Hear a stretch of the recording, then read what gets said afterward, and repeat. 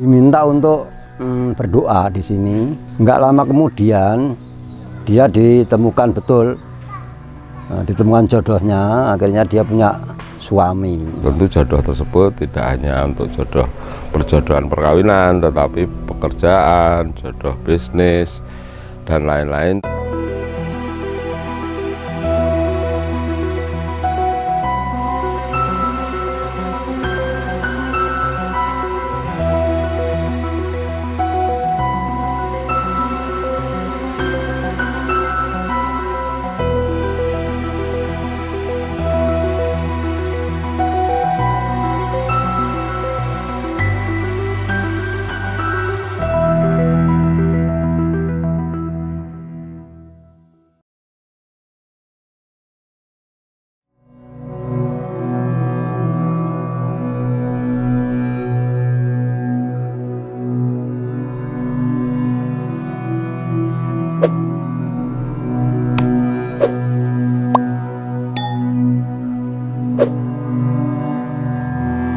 Di balik hingar-bingar sentra industri, Kabupaten Sukoharjo menyimpan cerita mistis terkait pohon sulastri.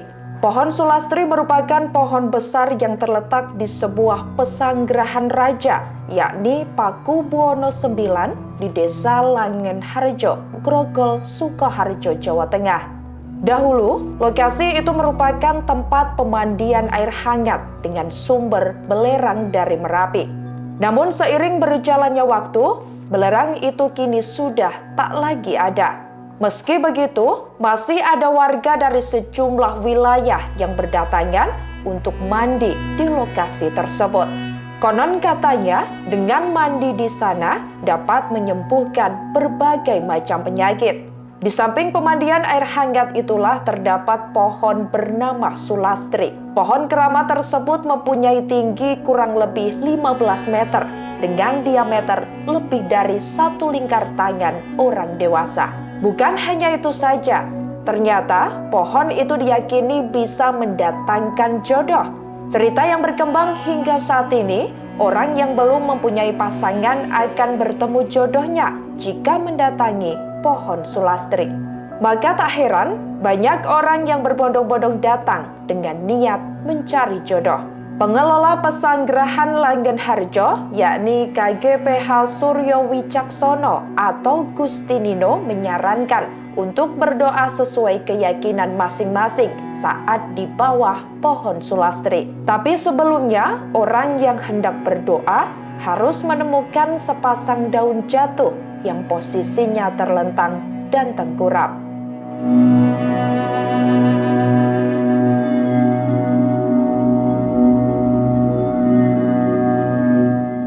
Ya, Tribuners, kita di sini di Desa Langenharjo, Kecamatan Grogol, Kabupaten Sukoharjo. Nah, lokasi di sini adalah tempat pemandian air hangat di Langenharjo, di mana di lokasi tersebut ada semacam cerita unik, yaitu pohon sulastri. Nah, konon katanya pohon sulastri ini bisa mendapatkan jodoh jika nanti ada seorang yang ke sini mengambil daun jatuh dari pohon, bukan petian dari pohon, tapi daun yang sudah jatuh di sini bisa diambil.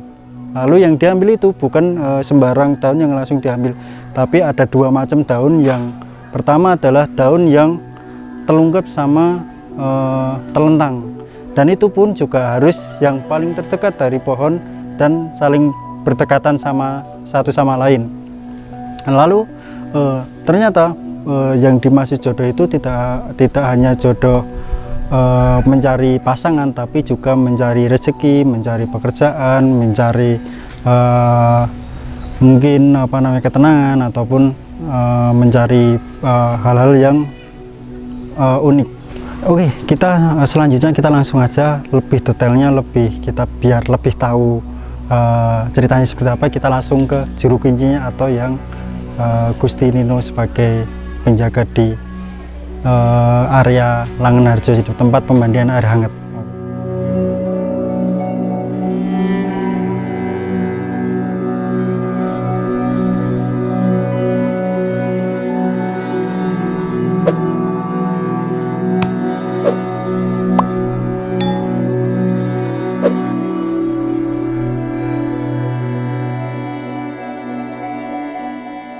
Jadi pohon sulastri itu adalah pohon yang ada di permandian air belerang, terletak di belakang Pesanggerahan Pakubuwono ke-9 Langenarjo.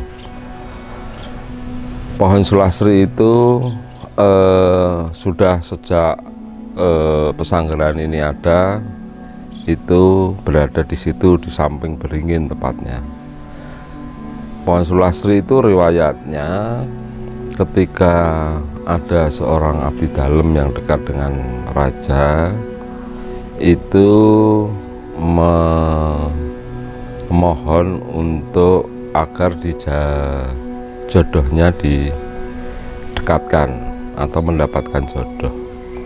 Lalu oleh raja atau Pakubuwono ke-9 diperintahkan untuk mencari daun yang jatuh telentang dan daun yang jatuhnya tengkurap.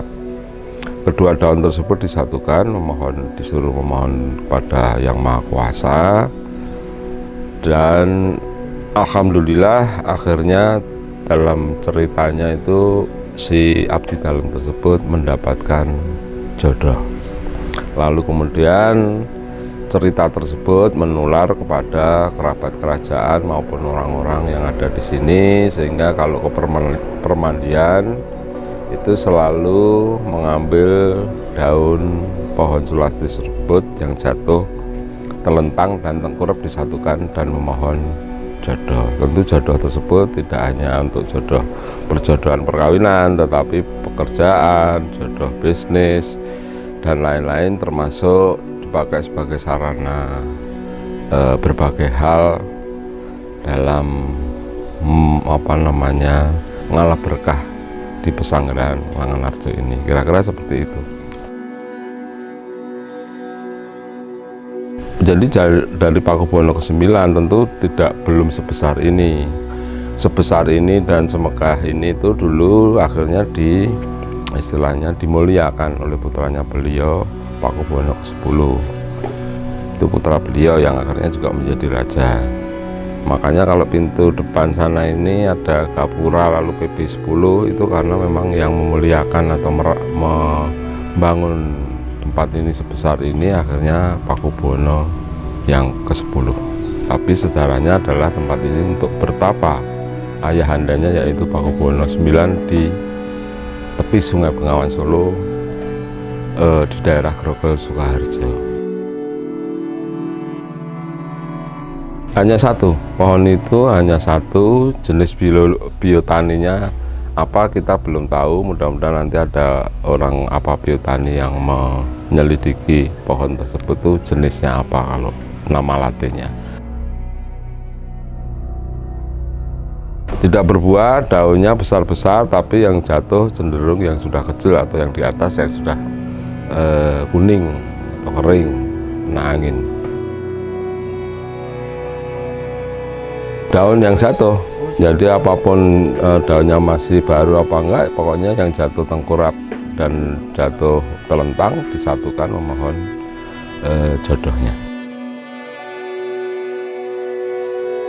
Ya kalau riwayatnya harus daun jatuh yang telentang dan tengkurap, tetapi kalau pengen cari singkat saja diambil ya monggo-monggo saja, tidak ada masalah. Yang penting riwayatnya seperti itu, dan mudah-mudahan yang menginginkan perjodohan dalam segala hal bisa terkabul dengan doanya.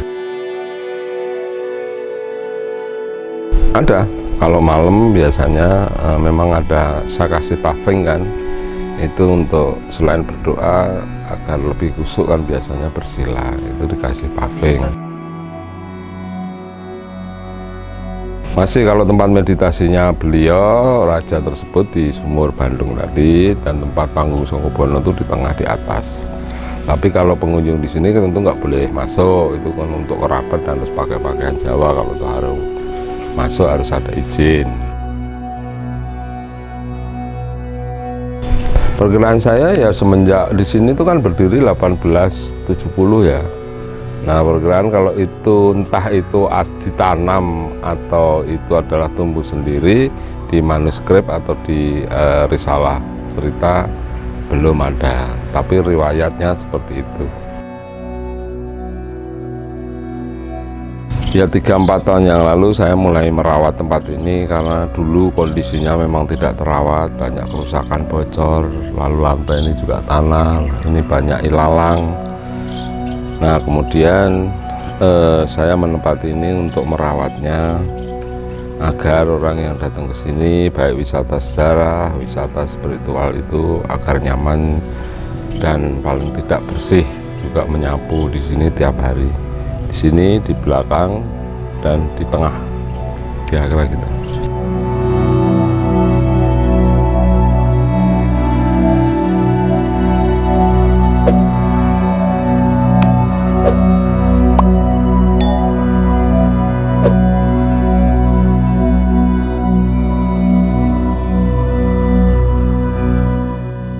Konon ceritanya sejak era Pakubono IX itu ada seorang abdi dalemnya, orang perempuan yang namanya Mbak Sulastri. Beliau sudah lanjut usia, belum ketemu jodohnya gitu. Nah terus mereka matur pada Ingkang Sinuwun untuk diperintahkan untuk mencari gogrokan daun. Gogrokan daun ini yang terlentang dan tengkurap dijadikan satu dan diminta untuk berdoa di sini, mohon kepada Tuhan agar segera ditemukan jodohnya. Enggak lama kemudian dia ditemukan betul, ditemukan jodohnya, akhirnya dia punya suami. Maka sampai sekarang pun pohon ini diberi nama yaitu pohon Sulastri dengan kaitannya yang minta tadi gitu. Ya, daun pun yang harus sudah jatuh. Iya, nggak boleh metik. Nggak boleh. Daun yang sudah jatuh dan yang dekat seperti itu misalkan, itu kan dekat. Nah, itu apa itu nggak boleh yang jauh, yang paling abdul yang dekat. Jadi yang satu terlentang, yang satu tengkurap, dijadikan satu sehingga di bawah pohon ini mohon kepada Tuhan agar segera ditemukan jodohnya. Setelah itu malamnya untuk ditiduri ya, dikatakan ditaruh bawah bantal atau gimana. Nah, ternyata nggak lama kemudian yang namanya Mbak Sulastri itu ketemu jodohnya gitu. Akhirnya pohon ini sampai sekarang diberi nama pohon Sulastri. Aslinya saya nggak tahu ini. Ya, yang bagus yang dekat. Dan ini pun Mas, ini pun yang jatuh banyak tengkurapnya. Yang terlentang jarang sekali. Tuh lihat semua itu tengkurap itu. Tuh tengkurap semua itu. Yang terlentang jarang sekali. Padahal yang bagus yang berdekatan, yang satu terlentang satu tengkurap. Oh enggak pengaruh itu. Yang penting dekat. Oh banyak Mas, yang kemarin-kemarin orang-orang yang mencari gogrokan daun sini banyak, saya sering mengantarkan itu. Ya anak muda ada, janda juga ada, supaya ditemukan jodohnya juga. Dan saya pikir, Mas, saya pikir ini bukan karena jodoh untuk pertemuan antara suami istri ya, saya pikir gitu. Jadi yang namanya jodoh itu bisa jodoh rezeki, bisa jodoh pekerjaan. Saya kira begitu. Jadi nggak difokuskan. Cuman pada waktu itu Mbak Sulastri dia mencari jodoh suami kan begitu ya. Tapi karena sabdanya PB9 itu saya kira jodoh itu bukan jodoh untuk suami saja, misalkan untuk cari pekerjaan, untuk kerjeken. Saya pikir begitu. Maka banyak orang-orang yang kesini untuk mencari daun ini gitu. Ini kalau saya buka di YouTube ada Mas, namanya angel kok saya nggak tahu itu, kayak pohon luar negeri gitu namanya, ada apa gitu loh. Cuman yang gampang namanya ya Mbak, pohon Sulastri gitu. Kalau orang-orang sini ya taunya ini pohon Sulastri begitu. Sudah terkenal nih pohonnya? Ya sudah terkenal nih. Itu cuma satu-satunya, nggak ada lagi. Enggak berbuah. Tapi berbunga juga, tapi enggak berbuah. Heran saya. Bergunanya mungkin bikin itu gini. Ya, satu untuk kerimbunan, untuk hawa segar kan kalau siang di sini pas banyak pengunjung kan tempatnya enak Mas, seger.